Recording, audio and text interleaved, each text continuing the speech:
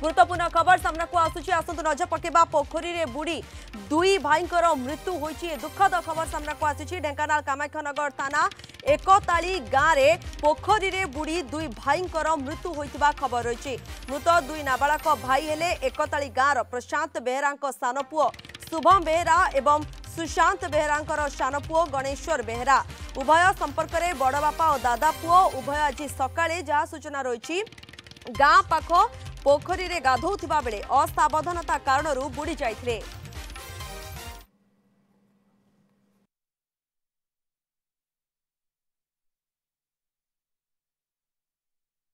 सकाळू आसते गाधेया एटी गोड़ खसी जाइए गोड़ खसिकी पड़ जाए भितर रही खोजिक आम पाइलु सबुआड़े खोजिक गाँटा देखला ना गाधे जाइए बंध बंध सब चेक करा देखला पानी भर बुड़ी अच्छा बुड़ी सब बाहर कर जन ना हूँ गणेश्वर बेहरा आ जन रिंटू बेहरा। सकाଳେ खबर पाइलु जे टेक्टाली गाँव में गोटे अभावन घटना घटी आम आसिक शुणा पाइलु देखिलु जे से सका 8:30 कि 8:30 बोधे आसते